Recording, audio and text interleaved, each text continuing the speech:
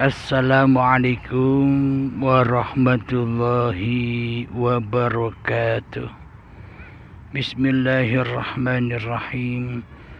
Ashhadu an la ilaha illallah wa ashhadu anna Muhammadur Rasulullah. Allahumma salli ala sayyidina Muhammad wa ala ali sayyidina Muhammad. Rabbi shrah li sadri wa yassir li amri wahlul 'uqdatam min lisani yafqahu qawli. Amin. Bismillahirrahmanirrahim. Salam hormatku buat para sahabat tercinta dimanapun Anda berada. Semoga kita semua senantiasa di dalam lindungan Allah Subhanahu wa ta'ala. Amin ya rabbal alamin. Alhamdulillahirabbil alamin. Berjumpa kembali dengan para sahabat di dalam episode yang berjudul Hakikat Tahajud. Apa yang dikatakan tahajud di sisi Allah. Alhamdulillahirabbil alamin. Sudah umum kita ketahui bersama bahwa tahajud itu adalah salat qiyamul lail, salat malam. Tahajud itu maknanya bersujud. Bila bersujud atau bila tahajud tanpa bersujud, maka tahajudnya takkan pernah berlaku di sisi Allah.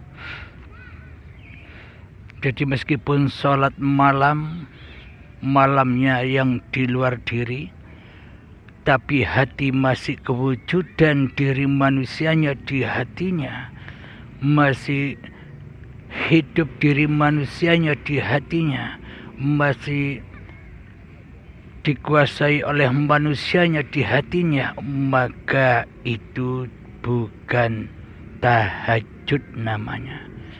Jadi tahajudnya raga, tahajudnya syariat, tahajudnya badan-badannya saja. Akan tetapi hatinya masih kufur, belum tahajud, belum bersujud kepada Allah Subhanahu wa ta'ala. Kami kutipkan di dalam Al-Quran di surat Al-Hajj ayat yang ke-77. A'udzu billahi minasy syaithanir rajim. Bismillahirrahmanirrahim. Ya ayyuhalladzina amanu rku'u. Ya ayyuhalladzina amanu rka'u wasjudu wa'budu rabbakum waf'alul khaira la'allakum tuflihun.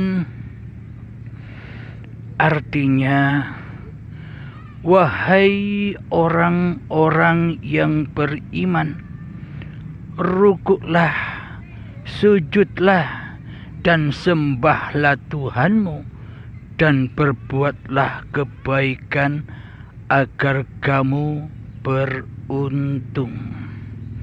Shadaqallahul azim. Al-Hajj ayat 77. Jadi bila bukan orang yang beriman, maka tak akan bisa rukuk kepada Allah. Bila bukan orang yang beriman, maka tak akan bisa sujud kepada Allah. Bila bukan orang yang beriman, maka ia tak akan beruntung di sisi Allah Subhanahu wa ta'ala. Jadi syarat-syaratnya agar bisa rukuk dan bersujud, syarat-syaratnya agar hati kita menang dari godaan fitnahnya iblis dan syaitan di dalam hawa nafsu kita ini, maka kita wajib menjadi orang yang beriman dulu. Tanpa iman kita bukan dikatakan Islam. Tanpa iman kita tak akan pernah bisa sholat. Maknanya sholatnya bisa, tapi diterimanya tidak. Karena yang bisa sholat selama ini kan manusianya yang merasa bisa sholat. Maka dari itu tidak diterima oleh Allah, karena tidak beriman kepada Allah. Jadi meskipun kelihatannya dohirnya beribadah, namun selama ini ia merasa dirinya yang bisa beribadah, ini pun ditolak oleh Allah, tidak diterima oleh Allah, karena ibadah dan sholatnya selama ini berpulang roji'un, menyembah hawa nafsunya dan menyembah syaitan yang terkutuk di dalam hatinya, daripada menyembah kepada Allah. Maka dari itu orang-orang yang belum beriman kepada Allah maka takkan pernah mendapatkan kemenangan. Orang-orang yang belum beriman kepada Allah maka takkan pernah selamanya bisa rukuk kepada Allah. Orang yang tidak beriman kepada Allah maka selamanya takkan pernah bisa bersujud kepada Allah. Dan orang-orang yang tak beriman selamanya tak akan dikatakan muslim di sisi Allah, tak akan pernah dikatakan Islam di sisi Allah tanpa iman. Apakah sejatinya iman itu? Iman itu awaluddin ma'rifatullah. Iman itu la ilaha illallah. Jadi bila di dalam hati kita masih kewujudan makhluknya yang hidup, makhluknya yang ada, makhluknya yang berkuasa, maka belum dikatakan orang-orang yang beriman. Bila di dalam hatinya Allahnya masih gaib, Allahnya masih abstrak, Allahnya masih samar, Allahnya masih tiada, apakah mungkin kita dikatakan bahwa kita adalah orang yang beriman kepada Allah, sementara di dalam hati kita yang wujud bukan Allah, yang hidup bukan Allah, yang berkuasa bukan Allah? Berarti selama ini berpulangnya hati kita bukan kepada Allah, akan tetapi berpulangnya roji'unya hati kita selama ini kepada hawa nafsu kita sendiri, kepada diri kita sendiri yang merasa bisa melakukan itu semua. Telah dijelaskan di dalam doa iftitah, Inna salati wa nusuki wa mahyaya wa mamati lillahi rabbil alamin. Sesungguhnya solat-solatmu, sesungguhnya ibadah-ibadahku, dan sesungguhnya hidup dan matiku adalah milik Allah, lillahi rabbil alamin, milik Tuhan pencipta alam semesta, milik Allah pencipta diri manusiamu. Inilah kenyataannya bahwa selama ini kita salah iman, kita salah akidah, yang mestinya Allah lah yang kita imani, yang kita wujudkan, yang kita hidupkan, yang kita kuasakan. Akan tetapi selama ini terbalik, manusianya lah yang merasa wujud, manusianya lah yang merasa hidup, manusianya lah yang merasa berkuasa. Akhirnya Allah gaib, Allah tiada bagi diri kita selama ini. Apakah demikian yang dikatakan bertuhan? Berarti selama ini kan kita tidak bertuhan. Selama ini kita ateis, tapi kita tidak merasa itu semua salah. Kita selama ini merasa benar atas semua yang kita lakukan. Maka itulah Allah membutakan mata hati kita atas Allah. Selama ini kita merasa benar dengan apa yang kita lakukan. Selama ini kita merasa benar dengan ilmu-ilmu kita. Selama ini kita merasa benar dengan ibadah-ibadah yang kita lakukan. Mana mungkin kita bisa merasa dosa, merasa zalimin, merasa menjahiliai Allah, bila di dalam hati kita hawa nafsu masih menjadi Tuhan di hati kita.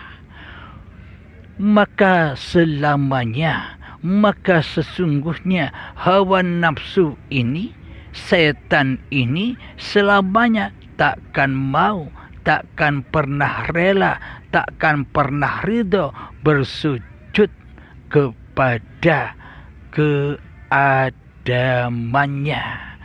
Jadi selamanya hawa nafsu diri manusia kita sendiri tidak mau, tidak rela, dan tidak ridho di hati kita bahwa bila dikatakan kita ini tidak wujud, kita ini tidak hidup, kita ini tidak kuasa. Jadi selama ini kita kan tak pernah rela, kita kan tak pernah ridho bila kita dikatakan tidak hidup, bila dikatakan kita tidak wujud, bila dikatakan kita tidak kuasa.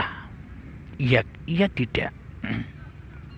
Inilah bukti nyatanya bahwa selama ini kita tidak bertuhan, melainkan mentuhankan hawa nafsu kita sendiri di hati kita. Jadi seluruh ibadah, jadi seluruh sholat, jadi seluruh amalan yang kita lakukan selama ini dituhani oleh hawa nafsu kita sendiri. Bagaimana mungkin kita mengharap-harap suatu pahala? Bagaimana mungkin kita berharap-harap suatu kebaikan? Bagaimana mungkin kita berharap-harap sebuah kemenangan? Bagaimana mungkin kita berharap-harap surga di sisi Allah, sementara kita selama ini tidak nyembah Allah, tidak mengabdi kepada Allah?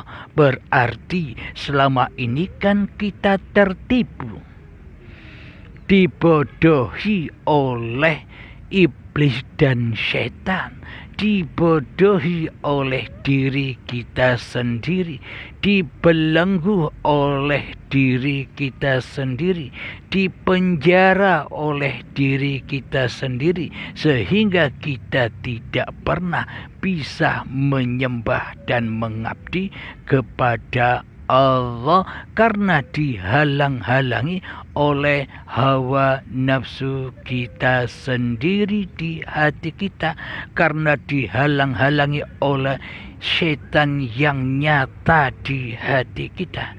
Bismillahirrahmanirrahim. Inna syaitana lakum aduwwum mubin. Sesungguhnya setan itu musuh yang nyata bagimu. Nah, jadi setan itu nyata. Siapakah setan yang nyata itu? tengoklah di dalam hati kita, siapakah yang wujud melebihi kewujudan Allah, siapa yang merasa wujud lebih wujud dari Allah subhanahu wa ta'ala yang menciptakan diri kita. Nah, berarti yang wujud selama ini kan di dalam hati kita adalah diri kita sendiri. Karena kita tidak berbakti, karena kita tidak amanah, karena kita tidak menyembah dan mengabdi kepada Allah. Itulah karena itulah dikatakan setan itu musuhmu yang nyata. Ya, diri kita sendiri setan itu.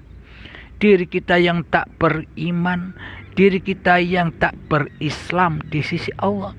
Jadi untuk Islam, untuk selamat menuju Allah itu kendaraannya, buruknya adalah dengan iman. Tanpa kendaraan iman, maka hamba takkan pernah bisa selamat menyusuri segala tindak lakunya, menyusuri segala solat-solatnya, menyusuri segala ibadah-ibadahnya, menyusuri segala amal-amaliyahnya, tidak akan selamat. Pasti pulangnya, rujukannya adalah pulang kepada hawa nafsunya sendiri. Pahalanya adalah kebanggaannya, pahalanya adalah merasa diri kita merasa mulia atas ilmu dan ibadah-ibadah yang kita lakukan. Itulah pahalanya hawa nafsu kita sendiri. Jadi modal kendaraan agar bisa selamat, agar menuju ke jalan kemenangan adalah memakai kendaraan iman, memakai kendaraan takwa. Itulah buruknya manusia, itulah kendaraan manusia agar bisa mi'raj kepada Tuhannya. Jadi yang dikatakan buruk-buruk selama ini, bila dikaji di dalam sesi bahasan syariat, pasti semua yang diceritakan di dalam Al-Quran itu diwujudkan, digambar-gambarkan, dibayang-bayangkan.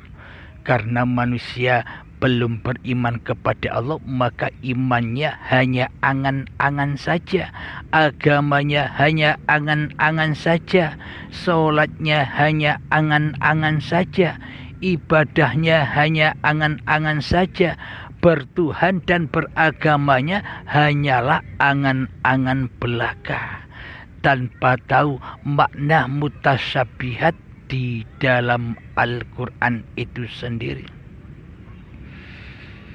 Alhamdulillahirrabbilalamin. Jadi sesungguhnya kendaraan buruk itu ketika Kanjeng Nabi Muhammad menuju mi'raj kepada Allah itu adalah kendaraan iman. Jadi kiasannya buruk itu iman. Iman yang bagaimana? Iman yang nyata di hatinya adalah la ilaha illallah. Bila yang wujud hanya Allah, itulah iman. Bila yang hidup hanya Allah, itulah iman. Bila yang berkuasa hanya Allah, itulah iman. Baik yang di sini dan yang di sana, baik yang ada di sana dan yang ada di mana-mana, ahad adanya. Jadi tanpa iman manusia pasti jatuh ke lembah neraka, ke lembah anar, ke lembah siksaan dan azab yang pedih, karena hatinya buta akan Tuhannya, karena hatinya keras melebihi kerasnya batu. Karena hati kita selama ini selalu menjahili Allah, hidup dijahili, kuasa dijahili, apapun yang kita kerjakan dijahili, milik li nafsi, Meskipun kita mengucap lillahi ta'ala, akan tetapi praktek di hati kita selama ini kan li nafsi, bukan lillahi ta'ala. Jadi yang tahu keadaan hati kita adalah masing-masing diri kita sendiri. Bila kita ditunjuki oleh Allah jalan yang lurus, maka kita pasti akan menyadari semua kesalahan-kesalahan yang kita lakukan. Bila Allah menunjuki kepada kita jalan kemenangan, pasti kita menyadari atas kejahiliaan hati kita selama ini kepada Allah. Bila Allah akan memberikan kita petunjuk jalan yang lurus, pasti kita merasa menyadari bahwa iman dan akidah kita selama ini salah. Maka mohon ampunkanlah kepada Allah.